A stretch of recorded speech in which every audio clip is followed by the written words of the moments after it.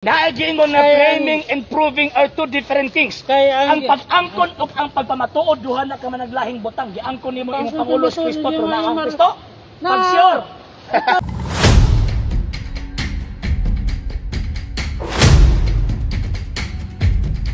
Pero napanag-iya nimo si Kristo. Ayaw sige bumat og pulong mawa ka balo ba? Mura kang pikoy. Ikaw. Wala kang pikoy ba matawag anang istorya ka nga wa ka baloon sa imong gitangito. Asa man imong simbahan? Karon, ang akong simbahan, ang akong gipasakupan, ang simbahan Katolika, ang gitukod ni Ginoong Jesucristo. Tanaw ba? Karon, unya na pala dili. Diha Dili man sa ko, kasauna. ang kanang imo, asa ka na pasako? Asa man ang gitukod Asa ka ni na pasako? Kristo? Asa ka na Asa pasako? man kanang imo karon. Ikaw ba ikaw? Kanang imo. Asa ka na pasako? Ikaw ba ikaw? Saan mo sa? Ingon na ko Katoliko ko. Ikaw. Iglesia mi ni Kristo. Wala na po gani. Wala mo ni utok ni. Asa mo? Asa mo? Kau San Diego. Manalo? Diego, asa sa Diego? Wala man kayo utok ni. Kang sa Amerika kanang Church of Christ or United Church of Christ. Dili Asa mo na? mo kay istorya. Asa daghan man na? Ikaw. Ikaw may hubog siguro, di ba? Pagtuon nimo Panginoon ako Iglesia ng Kristo. Ayaw ba? Kanang kang manalo. Daghan gani iglesia ni Kristo gani asa gani ana. Daghan gani. Usara, ang Iglesia ni Kristo. Asa naron? Ang iyang katawhan. Asa naron? Kami na. Asa naron? Kamo? Kami na. Okay, say Pangulo nimo. Si Kristo. Aksyon! Si Kristo si mong baka. Looy kayo ka. Looy kayo ka. Naigiingon na framing and proving are two different things. Ang pag-angkon ug ang pagpamatuod duha na ka managlahing butang. Giangkon nimo imong Pangulo si Kristo na ang Kristo. Pag-sure. Ikaw pagdiwa. Ang imong argumento dili argumento ni Kristo. Ang imong argumento imbento na niya sa Distrito. Pasabot ko nimo. Kung unsang espiritu ang nani mo. Sa mga espiritu. Espiritong Satanas nani mo. Ang yawa rapod lagi ang nakaila sa iyang isig kayawa. Kanang kabalog ka ng espiritu sa tanas nako. Kaya ame ato sa pasutya. Sa ambot ni pasabot. Pasutya sa dako. Mas giharian ka sa tanas to. Pasutya sa dako. Hindi na kasi istorya, hindi kaminaw. Magsige man ka. Itirap na ko. Itirap. Minaw. Ang mabasa na to sa Biblia, nagingon diha, ang makapanag-iya sa anak. Wala na nagisgot og Katoliko diha, pero imong gisalot ang Katoliko. Basta ang gipangayo diha sa Biblia, ang gipangayo sa Dios, ang makapanag-iya sa anak, may kinabuhing walay katapusan. Mutubag ko. Imo nang gibali. Di mutubag ba ko? Kani hawa mi diha. Mutubag ko. Wala na may kapanag-iya sa anak. Mutubag ko. Mao na ibot pasabot. Question. Kung mihawa ka sa iglesyang gitukod ni Kristo, nakapanag-iya ba ka? Atong basahon na ba? Sir, atong basahon na sir. Pwede ko mulan sir. Question ha, kung sa una nakapanag-iya daw siya, kung nihawa siya, hihiling mo ang simbahan na. Karon, mao ba na ang iglesia ni Kristo? Basaw na to. Mao ba na ang iglesia ni Kristo? Silbing. Ayaw pag ginuwanggol. Pasagad-sagad lang kagbasag Biblia. Palihog ko tawag ng kwan. Basaw na to. Kung tawag anang tinuod ba to yung basta manghawa magkabatuya ko Kristo. Niya, basahon na to ha. Kanya no ba kamo ba diyan tinuod? Niya. Basahon na to. San Juan kapitulo buwang Panginoon diya lagi mudangot ko sa religion. 15. karon pa ko ka Tawag na basahon na. Basahon na to. Kung napanag-iya nako si Kristo. O karon 15. dili sa sakop diha. Wala na ko Basahon na to ha. Basahon na to Biblia. 15:5. Wala ang halok ni Juan. 6. Wala ni Okay. tangalo ni. Ang dili magpabilin kanako mahisama sa usa ka sanga. Na ibalibag ug malaya paminaw sa lagay. Paminaw sa. Okay. 6. Atong basahon. Basahon na to ha. 6. Ang dili magpabilin kanako mahisama sa usa ka sanga nga ibalibag ug malaya. Pamuniton kini og dauban. So buot ipasabot kanang ginaangkon nimo nga nihawak ka aning simbahan na nakadawat ang Kristo bot na. Karon pangutan na ko nimo. Bot-buton.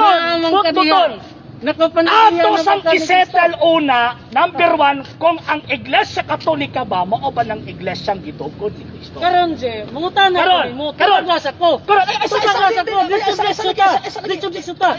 O, kay na magkadiha, napanagiya na ba nimo? Napanagiya na ba nimo? Tubag. Napanagiya na ba? Tubag, objectively yes, but subjectively not. Di kay Objectively, wag ginang sili Wala ka. kasi. Gitubag ta ka. LJ, di Wa ko- lang ka kasabot. Objectively. Objectively, nga naman. Huma naman, gihatag ni Kristo ang kaluwasan. Nagtuyo Kung na nakadawat kag sakramento, yes, objectively, nakabaton Ang ka. akong pangutana. Ulat sa Nagtuyo na ba diha?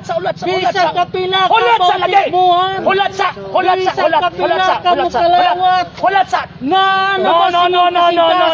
sayop ka. Ayaw ko yun na. Ang giingon ni Kristo ang mukaon siya unod na kabaton o kinabuhing way katawan. Sige kakaon. Karon, Na si mong pero kasulat. ingon niya, ang dili magpabilin, Tika. utlon ibalibag malaya. O ikaw may matikatan. Sige lang kag basa-basa na. Pag sure, Pero wa ka kasabot. sa wala na ikaw may kasabot. Ayaw kong ibaliktad. Ang imuhang pagkabiniltuldo, magsabot sa Putlon o Biblia, ay malaya. ipahid sa kuha. Putlon og Ayaw malaya. ipahid sa kuha. Kaya kung tinuod pa ng imo papangunaon na ako makadawat ka Nagkahugot forever mong na gani ang na, akong so ipasabot si Kristo bakakon. Yes. Na naman, kay naay man dawat niya nga manghawa pa. Ang Espiritu Santo. Ayaw kong istoryalis Imuhang pasabot kay gipasipalahan. kanang imo is Espiritu Santo, di na Espiritu Santo. Imong gipasipalahan. Ikaw mo'y nagpasipala ka naman, Tinuod imo lang. gilupag ang nakasulat sa Biblia. Abi nimo akong kasuki. Ayaw kong tawag ka lang. Nagkakagrabe na ang akong pagtuo ni Kristo. Pag sure, Dapat ingon ko nimo. dili ba ang kanang paghubog-hubog Na- o sana ka pagpanabas-tabas pagbugal-bugal kay Kristo? Giputol sa ko. tabag ako. Kung giputol pa ko. Dili ba ang Wala na ko paghubog-hubog? nagtuog Kristo. Direktahon ta kami. Nagsige na ko karon. Dili ba ang paghubog-hubog Wala na akong direkta na basa, sa pag-insulto ang Kristo? Gisang Kristo Hoy. na ko karon, Islam na ko. Hoy, dili ba ang Kung paghubog-hubog? ako giputol Dili ba ang ni Kristo. paghubog-hubog? Wala Wala mang ako. tawag anang Wala pagdirekta na nga assault ng Kristo. Mamersonal ka Dili ba ang naman. tanawag? Ikaw Wala kanina. Sige ka sa pamirsula sa kuwan, pagkamambalsan ka, masuko ka. Mamersonal ka naman. Oh. Kini imo ron. Kini- Dili ba ang paghubog-hubog Sa ingon utok pa ni sa San tao. Pablo? Dili makasulod sa harian sa langit? Utok sa Dili ba? tao. Dili ba? Sabtang Dili ba? utok. Ikaw na pa sabot. Ay, nag-ingon Ikaw man may ka makasabot. ganina. Ayaw sa lagi, asa lagi. Nga pamutlon, Ayaw sa lagi, ayaw sa lagi. malaya. Sa apil ka. Ako, Apil ka. malaya na ba Very akong good. pato? Laya na ka. Malaya na. Hagbay ra. Imbes na luwas na ko. Hagbay ra. Sige nga nagbasa-basa. Hawak ka Hagbay ra. sabot. Sino kasabot? Sige na kag putlon Ako malaya. na noon nga wala nakainom. Ako? Wala mo nakasabot. Ikaw Giputol. nakainom nakasabot ka? Ako giputol. Ay, binuang. Nahimulag ko ni Kristo. Binuang. Sa imong Kaluoy po. pagkademonyo, Luoy mao po, na Luoy. imong Luoy. ikasulti.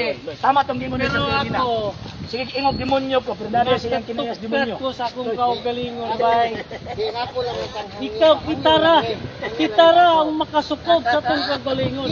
Kung Ayan. sara ang atong relasyon ni Kristo. Sure. Bisag wa ka mamimro diha. Ayaw ko na. Lipat-lipat di sa Ikaw may tanas. nalipat-lipat. Uy, bisan pag-asa ka ng Ayaw mundo. lipat-lipat. Ayaw lagi. Kung imong Kung imo ang napanahiya ilaro sa na Kristo may sa imong kasing-kasing. Laro ng lulo nimo ilang ko. Bisan wa ka diha. Kasi ako diya. Wala Hindi man ka pwede. gitutulog malaya. Nagapabilin. Otro kuning tambalolo.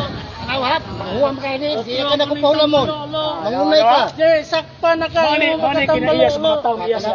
Mapay ng hula, mapay mo yung tambalolo. Bisan kinsa. Tinuod lang. Bisan kinsa.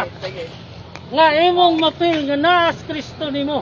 Pila, mapila. Imong Sure ka? kasal ka Sama mo. ka kapil ni mo. Wala mo ka tinuod na Dagan ninyo simbahan. una-una. Asa na po na Sinabi siya. sa Panginoon Espiritu sa imong Santo. kinabuhi. Feel niya. Karon, niya. Kay kung ako giputol ako ni Kristo. Sige, pamayan na siya, pamayan. Wala na ko nagtuo niya ron. Maunay but pasabot giputol. Sige, sige. Oh, Kung tinuod man gani. gimulag na ko niya. Kung tinuod man Wala gani. ko na imulag. Kaluwasan. Nagkahugot ang ako relasyon. Imong kuyaan. Dili na. Sultian ta mo. Ang wala nagrespeto sa mga pastor, wala po nagrespeto sa Ginoo nga maoy nagsugo sa mga pastor.